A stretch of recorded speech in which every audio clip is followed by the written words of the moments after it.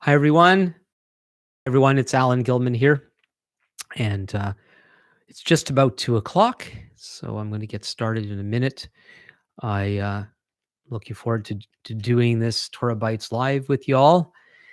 Uh, if this is your first time watching one of these, welcome. Eventually, this will be in my TorahBytes live playlist on my YouTube channel, youtube.com/Alan Gilman. So it's 2 o'clock according to my clock, and so we're going to get started. So again, my name is Alan Gilman, and I am the director, producer, writer about everything else of TorahBytes, which is an online messianic commentary that I've been doing since the fall of 1997. And more recently, I began to do these follow-up broadcasts here on YouTube, where I discuss further the topic that I mentioned in the message. This week's message is from the Torah portion of the week. It's called Va-Yakhel, and it's Shemot, the second book of the Torah, second book of the Bible, Exodus chapter 35, verse 1 through chapter 38 and verse 20. It's also a special Shabbat this week. There's a special reading for what's called Shekalim, and that's Shemot, Exodus chapter 30, verses 11 through 16.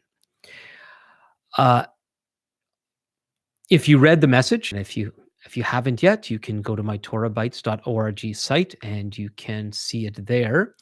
I deal with the topic of what we might call volunteerism, that there's an aspect of serving God that includes what being a volunteer, which might, for some people, that might sound like it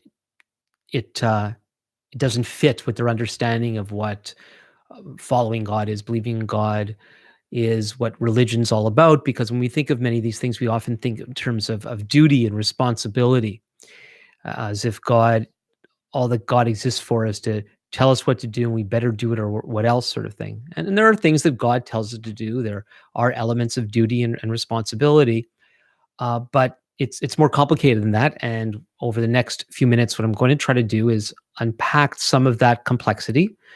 And I'm really quite excited about it. I don't think I'm coming across pretty excited. This video thing is an interesting thing to do. If you haven't tried it, you should try it sometime. I actually prefer talking to lots of people with me in the same room at the same time. And I'm here by myself today, and doing this. So here we go. So I'm actually quite excited about this. There's something about it, of how the Bible reflects how we should live, that can spark what I might call maximum effectiveness as a human being. That we were made by God to serve Him, yes, and there's a fulfillment. There is there's a joy and there's a connection with who we are, what we're supposed to be, and how that's supposed to work out, that is far greater than much of what we can imagine. And I believe this issue that we're discussing today has been confused. But the Bible actually gives us what we need to fully be everything that we're made to be, and to do that with other people who are also doing the things that they are made to be. Hopefully it'll become clear as we go along. But there's a way to fully be human as a follower of God in the name of Yeshua, Jesus, and be happy about it all at the same time. Psalm 37, verse 4 says, "Delight yourself in the Lord, and He will give you the desires of your heart." Now, I know for a lot of people, this is a very common verse. This is a favorite verse. It sounds so good, but I think it's even more wonderful than what a lot of us think. That God is calling us into a fullness of life that He has made for us, where we can fully function as everything that we've been made to be and be happy about it all at the same time.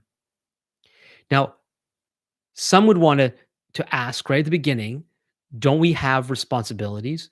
Don't we have to do all sorts of things that we necessarily don't necessarily want to do?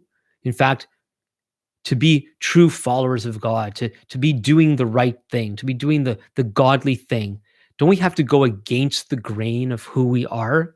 And that's true. Yeshua talks about in Luke chapter 9 about having to deny ourselves. If we want to follow him, then we have to deny ourselves, pick up our crosses, he says, and follow him. That sounds pretty negative. That sounds pretty heavy. But in actuality, the kinds of things that he's calling us to turn from, to do the things that we're really called to do, as we do them, we actually discover who we really are and we become the people that we are really called to be. So it's a kind of paradoxical thing. There the fact is, some of our desires and drives that we have, we know that that's not the best part of us. And we know how miserable we are when we give ourselves to the things that are really not for us to be doing. So we struggle with eating, we struggle with other kinds of, if we struggle with addictions, there's that love-hate relationship with those things, where if we get to do what we want to do, we might feel good in the moment, we might have pleasure in the moment, but in the bigger picture things, we feel miserable. And we know that this is not the us that we were designed to be. And even with the struggle, when we find ourselves doing those things, the difficult things, by turning away from what we know we shouldn't be doing and doing the things that we should be doing, there's an incredible sense of satisfaction when we do that. So there's a part of us that knows that to deny ourselves from the things that we shouldn't be doing in favor of the things that we should be doing, we know how wonderful that really is, even though it could drag on other parts of us and it could be very painful. But as we succeed, we know how much better that is. So no wonder Yeshua says somewhere else that if we give up our lives, we'll find it. He's not saying just give up your life because you're a bunch of worms who aren't worth anything much. Like, who do you think you are? Just be slaves of God because that's what you've been made for. And stop complaining. And doesn't matter. You can be miserable. You can be happy. All doesn't matter because it's not about you, chump. That sort of idea. That's not what God wants for us. When God created human beings in his image to represent him on planet Earth, he wanted to share with us the same kind of satisfaction that he experienced when he finished the creation and he looked back at it all and he said it was all very good. You can hear this great in the heart of God.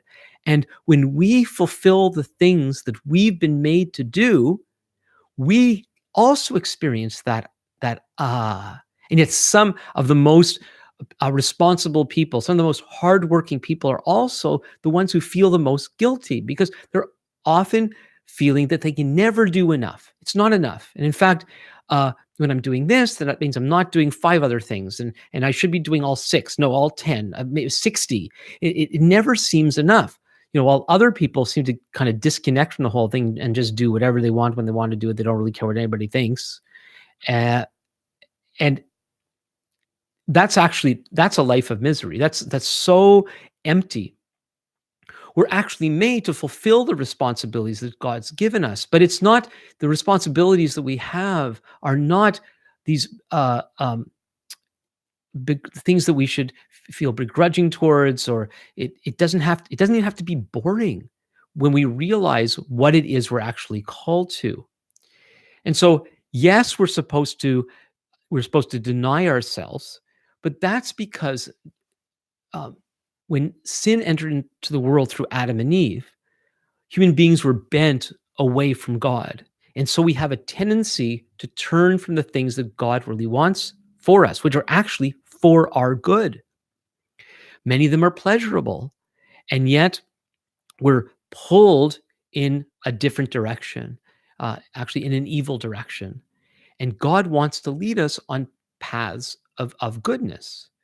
And so if we could begin to appreciate who God is and what he loves and begin to love the things that he loves, and our hearts are full of desire for the things that he wants, he will lead us in that path and he will give us the desires of our hearts. God is not in, God doesn't exist to thwart us. We cause that thwarting when we seek to go in a different direction. But if we go in God's direction, then we can experience what Yeshua calls in John chapter 10 an abundant life. He wants us to truly have an abundant life. But how does this thing about living a life that is actually delightful fit in with the fact that as human beings, we do have responsibilities, duties, things we're obliged to do? Well, we need to understand that obligation, responsibility, duty is part of the essence of who we are. When God first created human beings, he placed us on this planet to take care of it. So we are the stewards or the managers of planet Earth. So we're responsible to take care of this great place that we get to live. And I know in some places in the world, it's not that good, but God calls us to do what we can to work with the brokenness of the world around us and seek to bring his goodness to the darkness, to the hurting, to the disorganized, to the dysfunctional. We have a responsibility to bring the goodness of God everywhere in the world. And so that's the essence of who we are. And that gets played out in learning to be responsible for our lives. Now, we're not responsible for everything. We're responsible for the things that we're given to do. Um, as children, hopefully our parents teach us to take responsibility for caring for ourselves, our hygiene and our health, to take care of our rooms, to do our homework or our chores, so that we learn to be responsible human beings, to fulfill those general things that we need to do. Now, those general things eventually become specific. So I, as a dad and as a husband, I have certain responsibilities. They're not always perfectly clear to me and to those around me. And I might conflict with my loved ones as to what my responsibilities are, what their responsibilities are, but we've got to get that thing worked out. But the fact is, we are responsible. I'm responsible to be the dad and the husband that God is calling me to be. And we have a job and we have some sort of contractual relationship to an employer, or we might even own a business. We have clients and we have uh, contractual relationships to them. And we have responsibilities. And that's just the way life works. We come in, either a situation comes upon us that maybe we didn't ask for, but we become responsible for, or we enter into an agreement where we have responsibilities. That's all part of life. Um, but for those of us, especially those of us who we seem to have an innate or greater innate sense of responsibility compared to others. We shouldn't compare to other people, but some of us just have this sense that we need to be responsible, that we need to do stuff, and if we're not doing enough, we don't feel good about ourselves and life. Well, for people like that, there's an important question to ask, and that is: are we being driven by guilt or being led by God? Okay, nobody is responsible for everything in the world. There are so many needs. There's so many things that should be addressed. No one could do them all. No one can deal with everything that's orbiting around them in their lives. Now, of course, sometimes there's emergencies, and we're called to get in there to do what we can when something is staring us right in the face. We have that famous story in the New Testament of the Good Samaritan, and we saw how this outcast saw one of the people of Israel bruised and hurting, and nobody else was helping him, and so he helped, and he made a difference in that person's life. Now, there are situations, emergency situations we might be in, where we're not really the person to help. If somebody falls into some water, deep water, and you don't know how to help them, maybe you should have learned, but at this point you didn't, and you can't do anything about that, and they're in the middle of the pool and you can't swim, and even if you could swim, you haven't been trained in how to save a drowning person, you're not the person to get in the water. You're just going to make things worse. Maybe what you could do is call for help. And there are situations where we find ourselves and we don't have the resources to help at all. And so we need wisdom to know what to do, with whom, when to do it, and so on. And so it's so important, whether it's a general thing or a specific thing, to not be driven by all these voices that are in our minds pushing us to do stuff. We need to be led by God. And when it's God who is leading us, then it becomes wonderful. And there's just something about it. Delight yourself in the Lord, and He will give you the desires of your heart. And so when it's God that's providing opportunities, whether it's an opportunity to do some wonderful thing, or it's an emergency, and that's the opportunity. But if it's of God, it can be wonderful when we begin to actually fulfill the creation mandate of being stewards of the planet, and we're living up to what God's called us to. It can be really, really wonderful. And so there are things that we are responsible for and should be responsible for. And there's people out there right now, maybe you're watching this, and you need to be more responsible. You need to be looking around you and seeing the things that, in a sense, have your name on it, where there are tasks that you have actually been assigned to. And, I'm talking metaphorically, that there are things that you are the one that's supposed to do it. And it's about time you opened your eyes and open your heart to those things that you have been assigned to. Now, again, some of those things you've been told that you're supposed to do it, and you're supposed to do it, but there might be other things. So you need to pray. Ask God, where am I not pulling my weight? Where am I avoiding the responsibility that you've given to me? And if you have been, I suggest very strongly that you ask God for forgiveness, and that you rise up and you begin to be the person that you're supposed to be. Now, then there's others of you. You're so full of responsibility, and you're busy doing all sorts of things. It's possible that you're doing things that God doesn't want you to do. And there you are complaining that, why does it always have to be me? And if nobody else does it, you're doing it because nobody else, if it doesn't, it's not going to get done unless you do it. You might actually believe that. Well, there might be certain things that have to be left undone so that God could deal with the people who are supposed to be doing them. But you're so busy covering for everybody else because you've got this overdeveloped sense of responsibility, you're actually getting in the way of what God wants to do with those people, and even with those situations. Sometimes situations have to go badly in order for the right people to do what they need to do. Now, I'm not talking about life and death situations, but even then, as I mentioned earlier, some people with overdeveloped senses of responsibility get involved in things they just should not get involved in, and cause more trouble, make things worse. But with other things, you're the one who thinks this has to be done and that has to be done, or somebody's asked for volunteers and nobody else is volunteering, so of course it has to be you. No, it doesn't have to be you. You need to be doing what God wants all of us to learn, and that is we should be living by every word that comes from the mouth of God.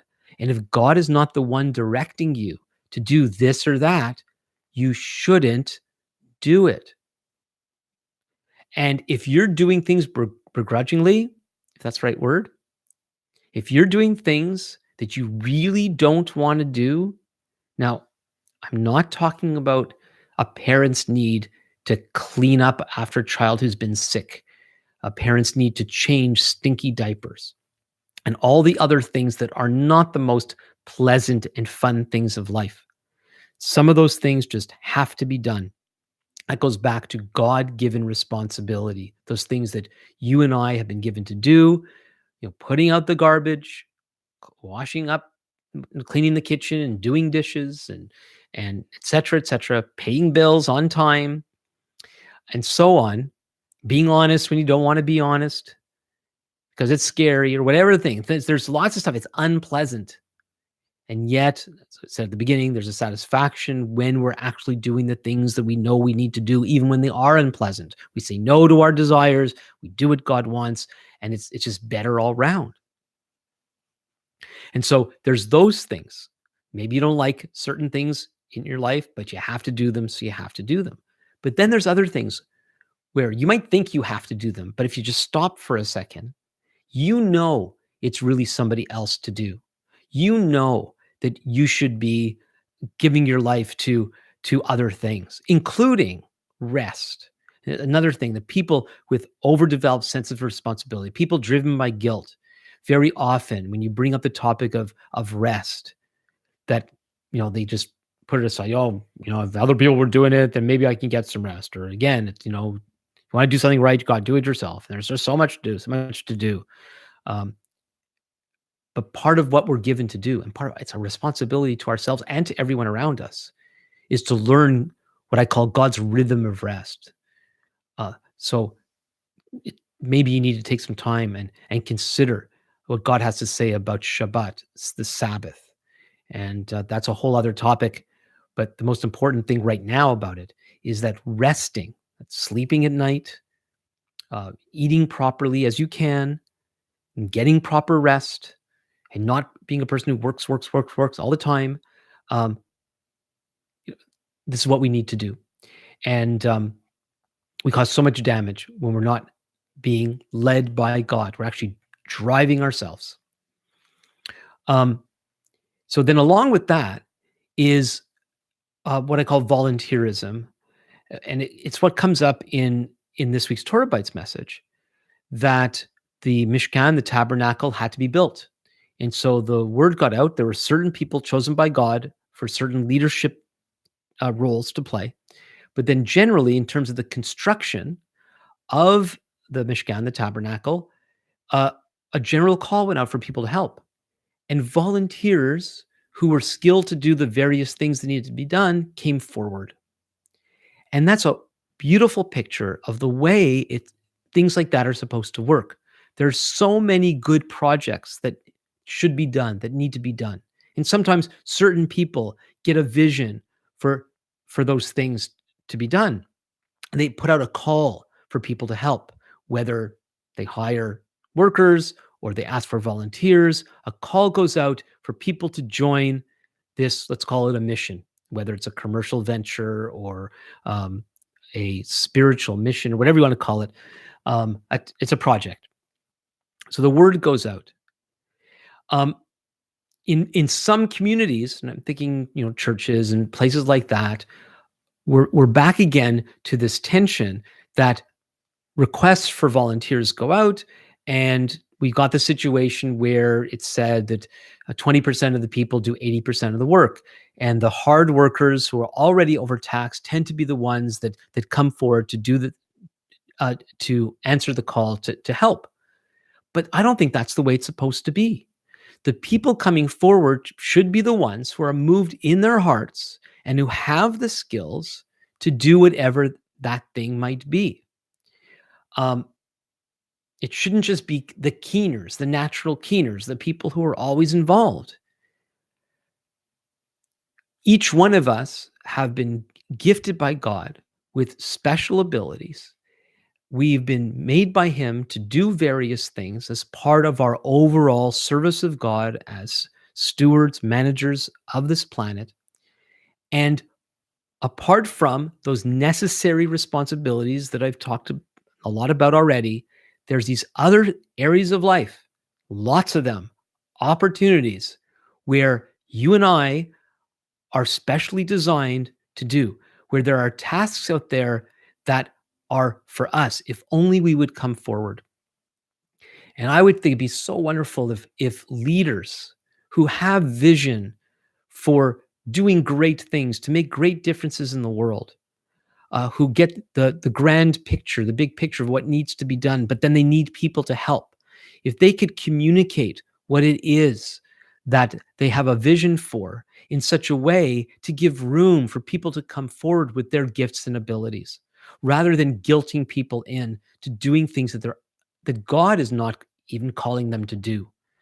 It's so easy that when we have a burden for some big, great project that we really think is going to make a difference, here or elsewhere in the world, that we start to guilt people into volunteering, and they begin to do things that actually they don't really want to do, and in fact they shouldn't be doing them. And so here's the part that's a little tricky, that you might be in a situation right now where you're doing something you don't want to do. Now, you may not want to be married to the person you're married to. Well, unless they're doing some serious, serious things to break your relationship, you're to stay married. Maybe you don't like your kids. Maybe you don't like your parents. Well, that stuff you got to work out. Maybe there's obligations that you've made, promises you've made, and now you have second thoughts. Well, there are sometimes right ways to get out of those things, or maybe you just need to buck up and do the thing that you need to do and stop complaining about it. But there's other things that is not for you to do. And you've been teaching Sunday school, or you've been, I don't know, walking the neighbor's dog, or you put in your own thing and you're resenting it. Your heart's not in it. In fact, you're not even supposed to be doing it. You're doing it just because of some misguided sense of responsibility, or you feel manipulated, or it's something. You fill in your own blank. You're really not supposed to be doing it, and you're doing it anyway. Well, maybe you should get out of it. Actually, you shouldn't be volunteering for these things in the first place. Leave room for other people to get involved. Maybe it's not even time for whatever this project is to be done. Maybe it needs more prayer. It needs more thought. It needs more clarification before people come forward. And so you could be causing more harm than good by, being that responsible person. And so we see with the building of the Mishkan, the call went out, and God, in a sense, had trust in the people, that the right people who were to get involved would come forward and do the things that they needed to do. And there's real happiness there when you hear of an opportunity and you think, I can do that. I want to do that. And that leads to the other thing that a lot of us think that we're not really in touch with our gifts, our talents, our abilities. And maybe we should seek God as to what we have to offer. And don't compare yourself to anybody else and what they're doing. They might sing and you can't sing. They might be able to write, you can't write. Or maybe you're the one who can write.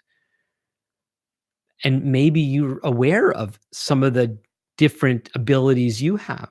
Well, God has room for you. God has room for you in this world. And he'll make room for you. Seek him. And if it's things that he has given you, then delight in what he's given you, and he'll give you the desires of your heart. Follow God in his leading. Let him show you what he wants you to do. And please, those of you with vision for things, stop laying heavy burdens on people and guilting them into doing things. If you're an organization like a church where you have opportunities like for Sunday school teachers or other things, don't give people the impression, and there might be an unwritten impression, because that's the way you've always done it. Once you volunteer, you're volunteering for life. Let people know that there's limits, whether it's weeks, months, or a year, and then let them renew their commitments. Create environments where people can feel free to volunteer and to step back from doing it, where these things are not heavy burdens laid upon them by you, but that these are offerings that they're bringing to God that you're helping to facilitate. That's the way it should be done. So then people are free to offer themselves and their abilities for God's service in this world. One of the problems people of vision have is that which starts out as a vision given to them from God, whether a capital V vision, a real actual vision, or a small v vision, like growing desire of something really important, and you discern that's really from God. Well, a mission from God or a vision from God can easily become a cause where that which you're pursuing becomes an end in itself. And when that that thing, when that project becomes a cause, it becomes an end itself, it can easily become an idol in your life. And it's an idol that you end up banging over people's heads. And instead of calling them unto serving God, we begin to call people under our thing, our burden, our cause, our idol. And that's very, very destructive. If God has given you the grace to lead other people, He's given you gifts of leadership, and you're the kind of person that catches vision for great things. Rem- Please remember that in your relationship to other people, your first responsibility to them is not for your thing, because that's not loving. That's loving your thing. It's not loving God, and it's not loving other people. If you're a true leader, you're called to love people.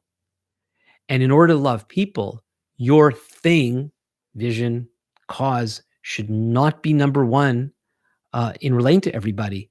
What you need to be doing is helping other people find what God is calling them to do, so that when people come and you're the kind of person that attracts people, and people, you naturally create this kind of volunteer dynamic. People want to help you do stuff. Maybe what you should be doing is helping them discern whether they're really the ones to be involved in your project. And if not, encourage them to do the things that they're actually called to do. In some cases, of course, some people are volunteering when they actually should get back to those other things that they're responsible for and stop running away from them. So with that, we're going to stop here. Please feel free to comment below. Send me your questions as well, either in the comment section, or you can email me at info@TorahBytes.org. You can also go to the TorahBytes site and sign up for TorahBytes. Please remember to subscribe to this channel. There's probably other things I should say or could say, but we're going to leave it at that. And so until next time, this is Alan Gilman for TorahBytes and TorahBytes Live.